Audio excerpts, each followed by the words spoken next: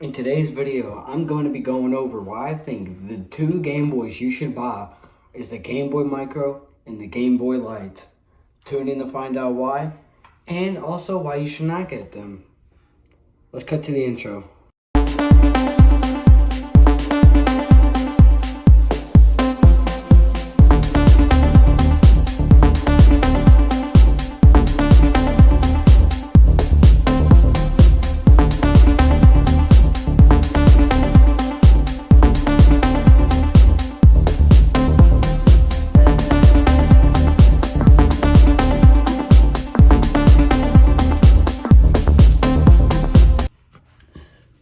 Yo, what is up, guys?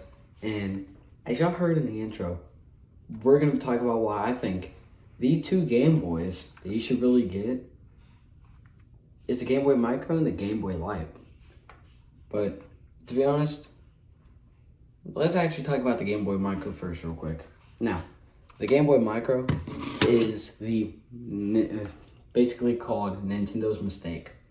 And even though it is kind of known as that, I love the system personally.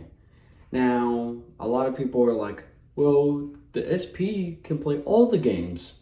Yeah, but I don't really like the fact that it sticks out of the game system. I'm the type of person where if I have a Game Boy Advance with me, I want to play just Game Boy Advance games. I don't want to play Game Boy Color games. I don't want to play Game Boy games. Just Game Boy Advance games. If I bring a Game Boy with me, I just want to play Game Boy games, not Game Boy Color games and Game Boy games, just Game Boy games.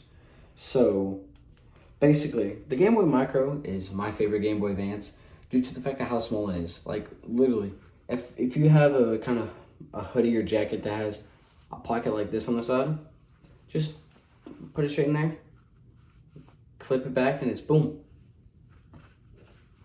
You want to play Game Boy, pull it out, bam, start to play. Now, there are some things you need to know about this Game Boy, and it does not play all Game Boy games. It only plays Game Boy Advance games. It's still a huge amount of games to play. You got Pokemon Sapphire, Fire Red, Leaf Green, Ruby, Emerald. You got Final Fantasy, Street Fighter, Mortal Kombat. You have a lot of games that you can play on the system, and it's really impressive. To be honest, I just really started to get back into Game Boys recently, so like I've been playing the Game Boy Light and the Game Boy Micro and all the other Game Boys, and started to realize these two are my favorite. But the reason why this is my favorite Game Boy Advance is just how small it is and how unique it is. Like, if you take in consideration the other Game Boys, the Game Boy Advance, if you just use it for Game Boy Advance games, it's really not that good, because if you really think about it, the screen, you can turn the light off, and you can turn it on to like the light mode. But if you really think about it, the light shoots up, so it kind of emerges like a flashlight. So if you're in a room with somebody who's about to go to sleep, it's not good. Also, the hinges on the SP will easily break. I have had multiple times where I nearly broke it, but I caught myself right before I did, because they're very easily able to break. Now, the Game Boy Advance original, you had to buy a little dongle to go on the top of it to go over the screen so it can light it up. And it was my first ever Game Boy I got, I think 3-4 years ago. You can still go find that video on my channel. And I liked it. It plays original Game Boy games. But like I said, if you're just using it for Game Boy Advance games, it's alright. But it's still in the $100 range, $150 range now. And I don't think it's worth that price, to be honest. But for around $220 to $300, you can get a Game Boy Micro. So if you're only using a Game Boy Advance for Game Boy Advance games, this is perfect. It has 4 different brightness settings. Right now it's on the lowest. If you hold down L and go to the volume selection, this is the lowest it goes. And then you can go all the way up to the highest brightness, which is that. All the way down to the lowest brightness. And the lowest brightness, if you have it default on the lowest brightness and you turn on the Game Boy Micro, it'll seem like it's on the brightest setting until you accidentally change up the brightness. and then you realize, oh, that was not the brightest it goes, and you just start to turn it up, and then it seems like the lowest one is pretty dark. But to be honest, it's really good for use because how many games you could really play with this, and also the movie cartridges. You can watch SpongeBob, Pokemon, Cartoon Network, anything really that's on a Game Boy, like a little Game Boy Advance cartridge. And some people have even been able to put YouTube videos on the Game Boy cartridge or Game Boy Advance cartridge, and it works surprisingly well. I should do that in case the Wi-Fi goes out. But besides that point, the Game Boy Micro is so unique. A lot of people say it's too uncomfortable. It's too small to use my hands. It's too uncomfortable to hold for hours on end. Like, suck it up, dude. It don't matter. You're able to play the video game. Like, if I'm holding it like this the whole time, yeah, it'll get uncomfortable after a while. But when you're synced into the game, that you really forget that, honestly. And me, to be honest, I give my hands a rest because when I play games, I'm usually on my PC or laptop working and editing videos. So yeah, while editing this video you're watching right now, I could be playing Pokemon Fire Red on this Game Boy Micro while editing the video. Because throughout editing the video, I listen to podcasts and I kind of move back and forth and picking this up, playing it, sitting it down, and then going back to editing. But I really like this, to be honest. I really like it because it has so many good games on it. It has Final Fantasy. I really got into that with like the PlayStation 1 and stuff. So Final Fantasy, Street Fighter, Mortal Kombat. They even have the Pac-Man series, which is alright. It has lots of different versions of Tetris. It even has Pokemon, which is the biggest franchise they have, I think, besides Mario. And they even have a Zelda. I forgot all the Zeldas they have on the Game Boy Advance, but I know they have Link to the Past. I almost said Link's Awakening. But they have a Link to the Past, and it's a pretty fun game. The buttons feel good. If you click one part of the D-pad, it's not going to accidentally go up when you click left, or it's not going to go right if you click down. It's going to work properly. The shoulder buttons are pretty neat. You never really use them anyway, so it don't matter. The on switch, you have to actually like use a fingernail to kind of switch it on and switch it off. So you're not going to accidentally switch it off or switch it on just on accident. If you do end up watching the movie cartridges, like I had to at one point when the Wi-Fi goes out, it has a headphone jack, or if you don't want to use a headphone jack, it still has a speaker. So if we go ahead and turn this on, so you can be able to hear how loud this thing goes.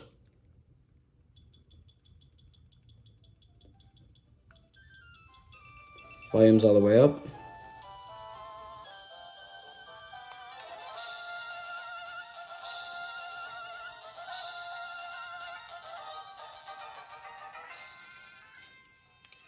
That's with the volume all the way up. It gets pretty loud, but it's not too loud, to be honest. But yeah, I just really love the Game Boy. It's not too small. It's not, well, it can't be too big because it's called a micro, but I think it's a pretty decent sized Game Boy for what it does. But people were looking at it from like a perspective of like, it was the newest version of the SP. It should be able to play like older games. I want to be able to play Pokemon Blue and Link's Awakening on this thing. And it's like, dude, be grateful you're able to even play games on this thing. Like, look at how small this form factor is. You can probably put this in a woman's jeans pocket easily and carry it around with you, to be honest. That's how small this thing is. You could probably put it in like the small compartment in a backpack where you could barely even fit a pencil. That's how small this thing is. You can easily put this in like one of the tiny, like what is it called? A pocket watch. Like, you know, in the jeans, the small pocket where you're supposed to put pocket watches, you could probably fit this in there and have it in there just for use in case you get bored. This thing is so good. I love it. The only thing about it is that it takes an odd looking kind of charging cable. But like, it's like a fat version of micro USB, but I got no idea. All I know is that the volume's good. It has stereo instead of mono volume, which is also good for the movie stuff.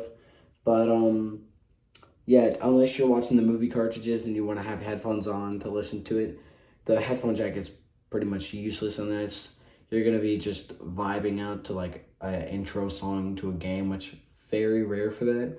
But yeah, that's why I think that this is the best Game Boy Advance. And yeah, I guess let's just go ahead and cut to why I think that the one and only Game Boy Advance, Game Boy Light is the best Game Boy that you can buy.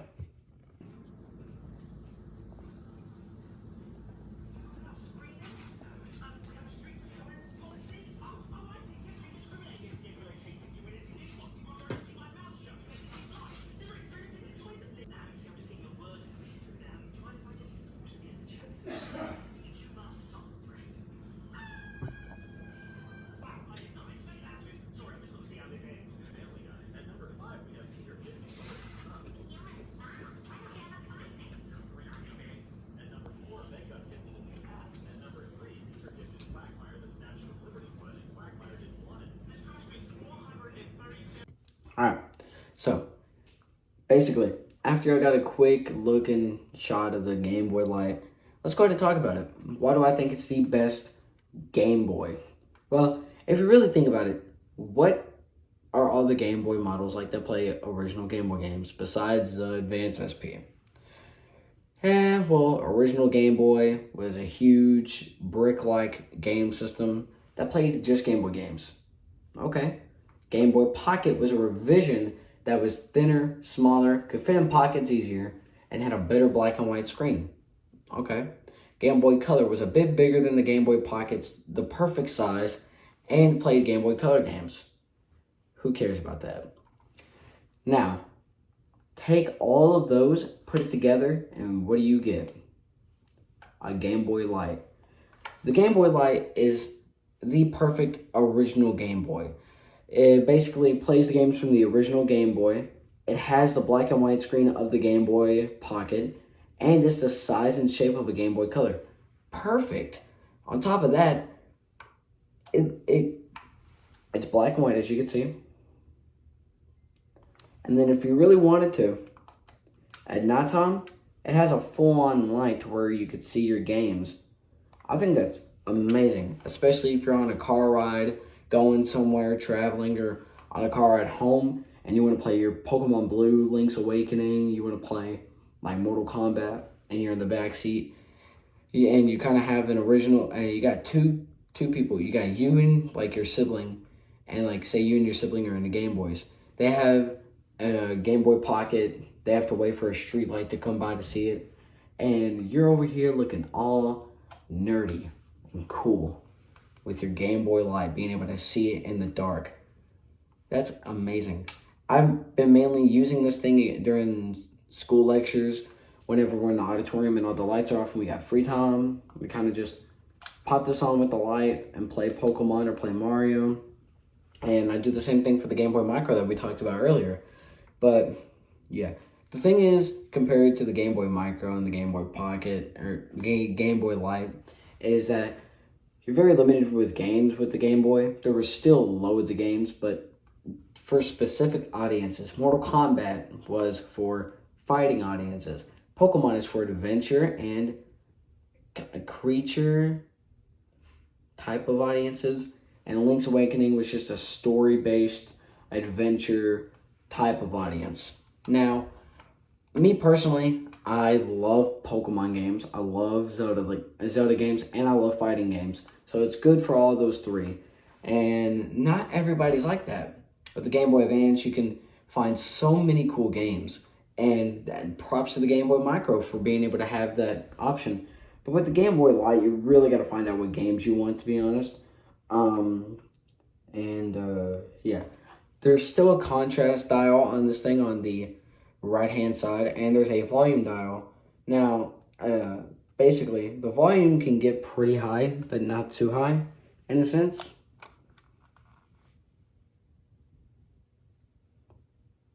And now, it should go off.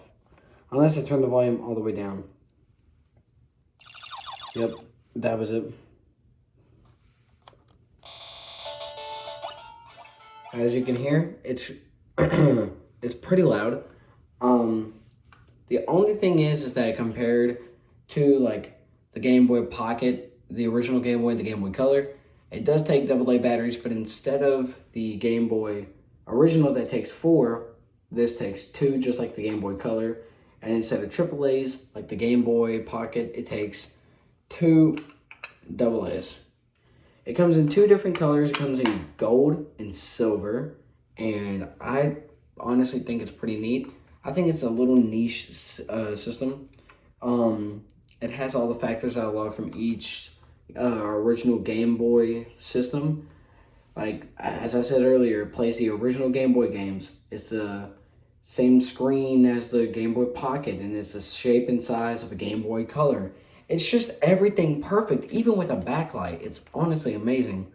And to even think about it, this is still a better screen than, like, a better, like, light in the screen than it was in a Game Boy Advance SP. Even in the 101 model, it's still better than the Game Boy Advance SP. And that's what I really like about this system, too. I think it's just really neat that something that was released in Japan is the best thing. Because, I mean, that is where it is originally, is Nintendo's in Japan.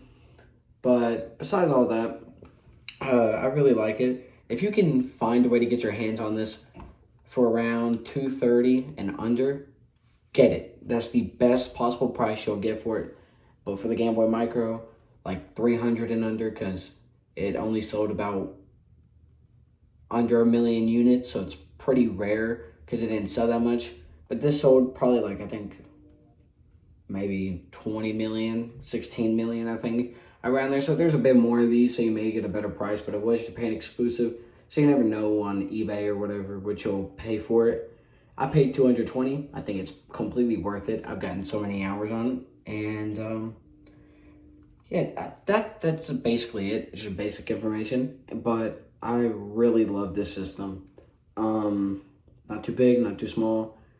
Fits perfectly in my hands, and I just really love to play games on it. And same thing with the Game Boy Micro.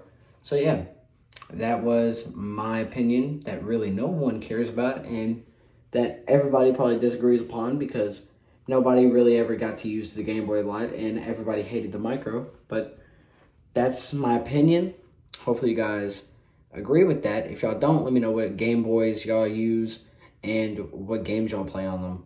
But yeah, without a doubt, my name's Hunter Odom, aka BH Pope 2K17. And once again, I'm out. Peace.